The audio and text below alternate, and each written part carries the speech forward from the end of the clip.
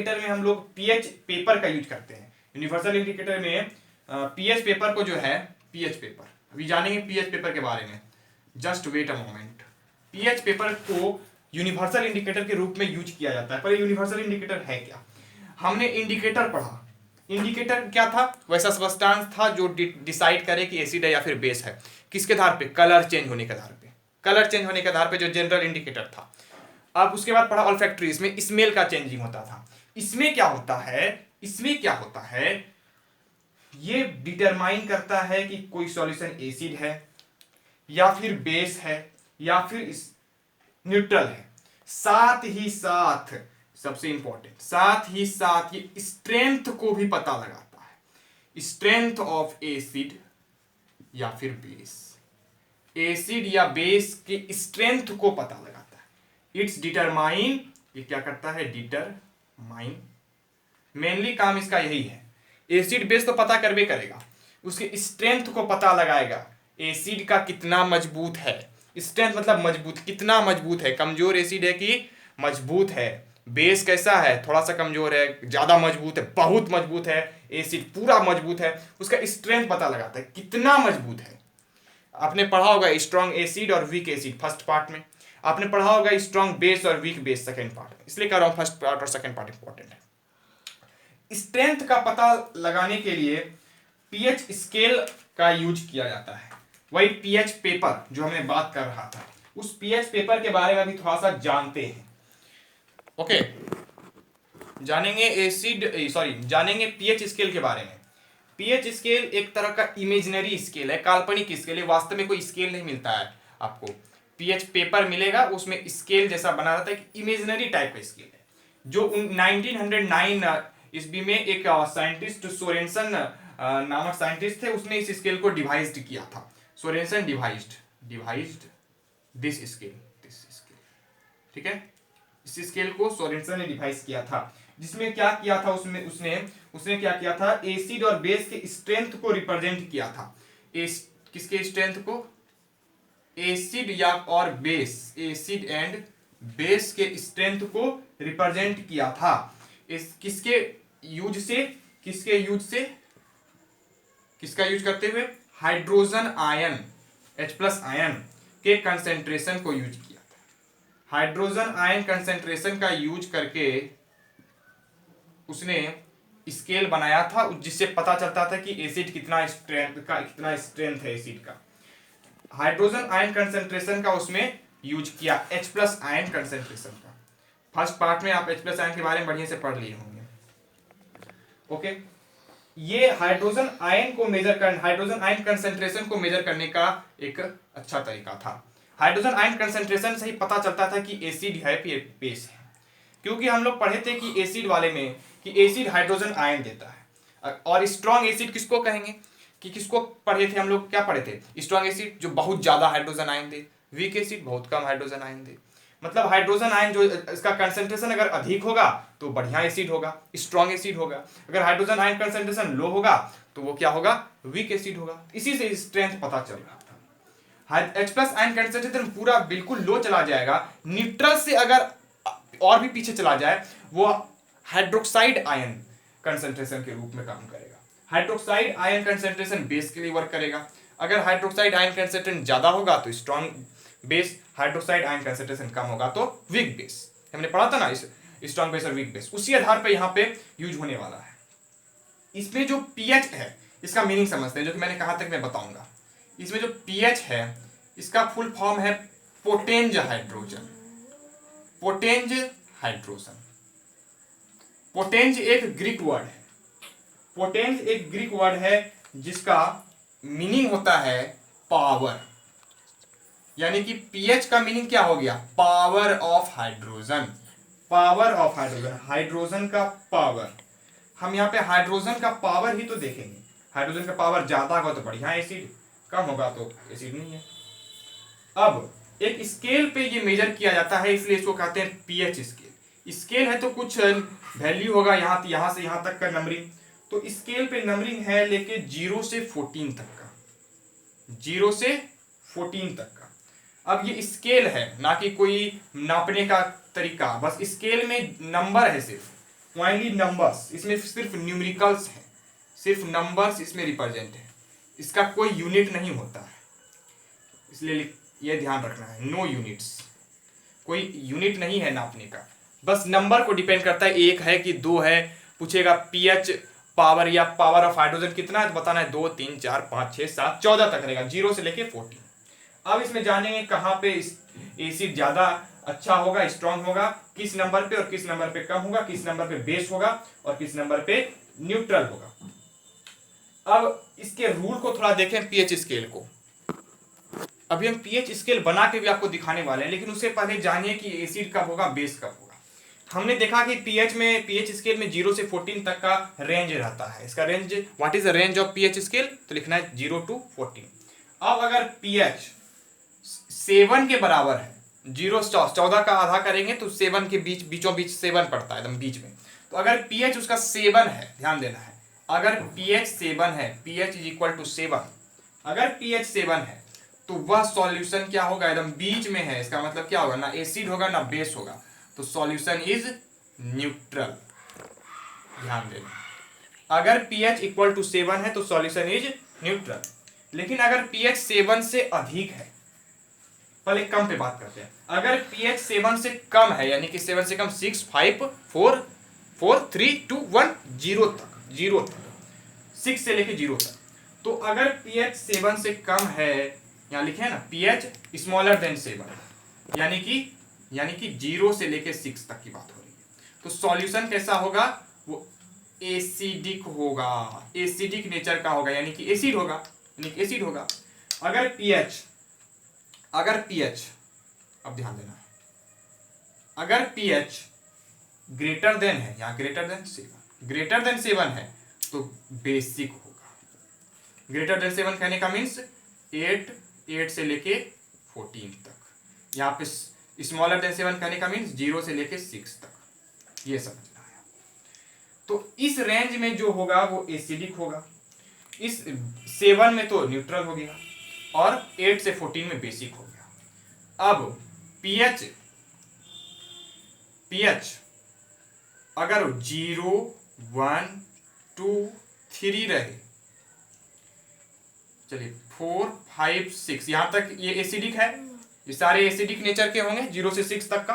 अगर 0 1 2 3 रहा, 0 1 2 3 रहा तो ये स्ट्रॉन्ग एसिड माना जाएगा, एसिड स्ट्रॉन्ग होगा। क्यों होगा, अभी क्यों होगा, क्योंकि H+ आयन कंसेंट्रेशन इसमें ज्यादा होगा, ठीक है। अगर 4 5 6 रहा तो वीक एसिड होगा, ये समझ में आ गया। उसी तरह से pH में बेस वाला में चलेंगे तो यहां से चलता है 8 9 10 11 12 13 14। अगर 8 9 10 11 तक रहा तो वह सब्सटेंस जो है वो स्ट्रॉन्ग बेस होगा।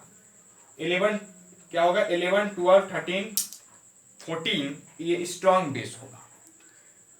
ये 11 12 ध्यान देना, 11 12 13 14 ये आपका स्ट्रॉन्ग बेस होगा, और ये तीनों जो होगा वे वीक होगा, ये आपको ध्यान देना है अच्छे से।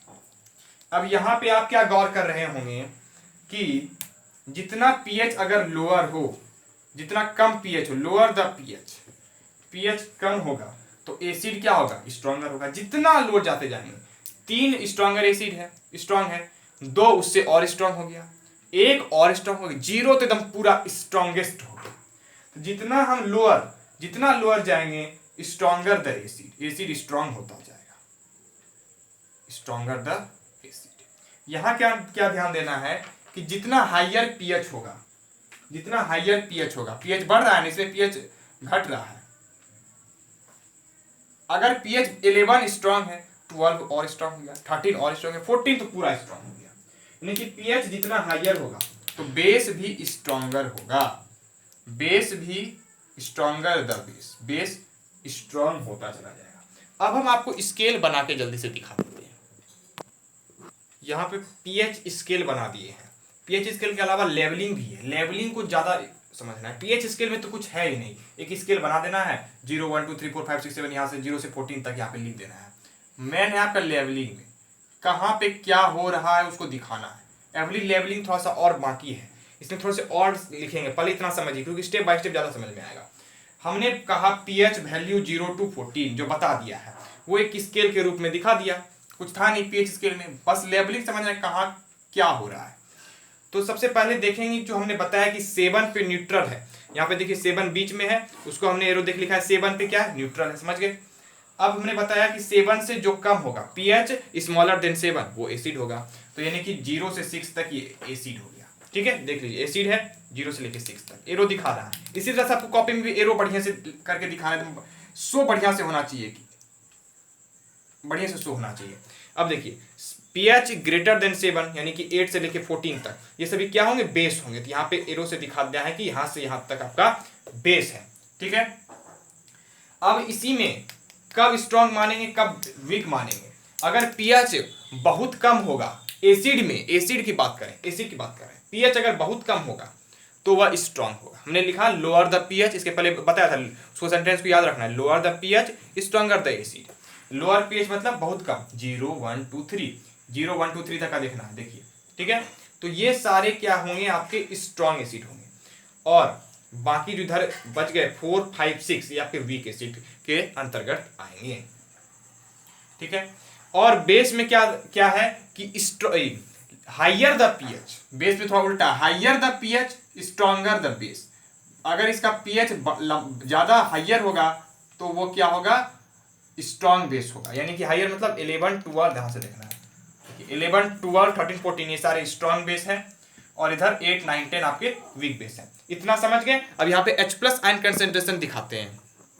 यहाँ पे कंसेप्ट आपको देखना है, यहाँ पे देख रहे थे कि ये भी एसिड था, ये भी एसिड था, यहाँ पे धीरे धीरे वीक था, फिर धीरे धीरे स्ट्रॉन्ग आ गया, यहाँ तक गए तो हमने कहा था कि 0 तक आते थे पूरा स्ट्रॉन्ग एसिड हो जाएगा।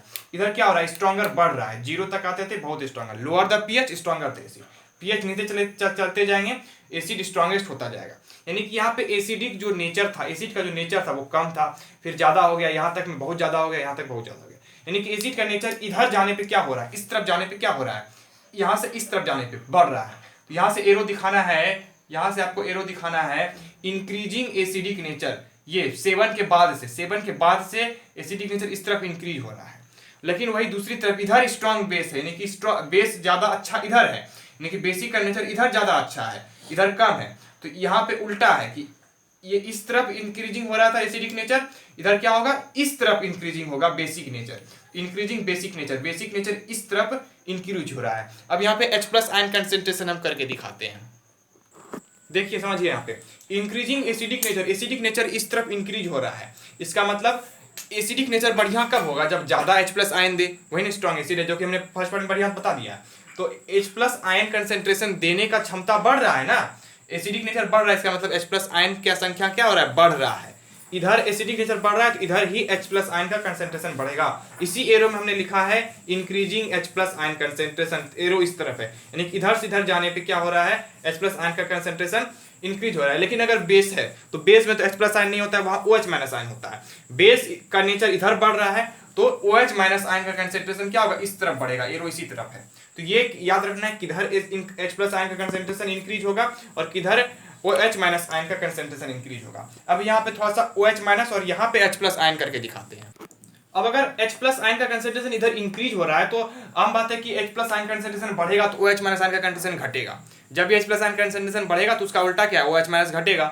तो इधर इंक्रीज हो रहा है H+ आयन कंसेंट्रेशन, यानी कि एसिडिक नेचर इंक्रीज हो रहा है तो बेसिक नेचर घटेगा, एसिडिक बढ़ रहा है तो बेस घटेगा।